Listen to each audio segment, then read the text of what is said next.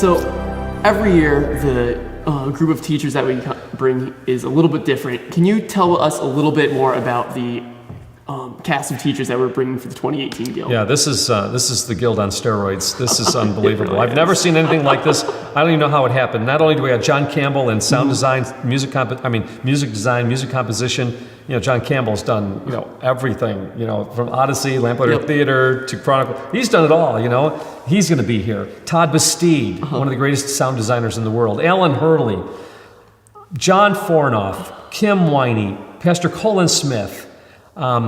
We've got Noah Sanders is going to be here for horticulture. Yep. He talked to me for 2 hours a few weeks ago, and I was so excited about horticulture. In fact, I'm going to take those classes myself this year. He not only talked about the things of how to learn to grow things naturally, organically, but he talked about how we can be using food to feed the lost, to feed the unlovely, and to feed the least of these. Yes. So that we might be able to then feed them with the gospel. And it's a whole different approach to growing things, And so the leftover hippies that are out there from the 60s and 70s and early 80s, you have to come and be a part of the Guild if you want to learn about horticulture in a way in which it's growing things God's way. What was your question? Keith Johns and visual arts. Oh, visual arts. So I went down to Florida because we were looking for a new visual arts teacher this year because we like to just change it up every year. And I came across this man. Not only is he an incredible oil painter and watercolorist, but he's a poet. He's a philosopher, and his library is just like mine. We were looking at all the same books we've been reading, and I shared Fenelon with him. I'm just imagining you two going. Oh, it was a great time. And so the students that are going to be a part of this year's visual arts program, they're going to have a time of their lives. It's going to be like constant painting and talking about the great things of God, in our class. And stage and voice acting? Unbelievable. So, we've always had, we've had Kathy Sarah, we've had Peter Morton, we've had Patrick Powell. This year we've got 2 individuals coming. And they both were in Lamplighter Theater, The Giant Killer, and Escape from the Eagle's Nest. That's my first time getting to meet these guys. And as soon as I met them, I'm going like, when they were here, it was Lord, wow. Lord, what have you done?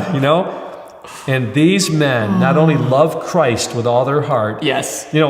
David Sanborn, he's 42 years old, I think it was. I think so. He's been a virgin all this time. He's getting married, I think next week. I think so. And he and his wife are going to be here, and he's the one that did that demonstration of Goliath, David and Goliath, and then Rich Swingle, he did the demonstration.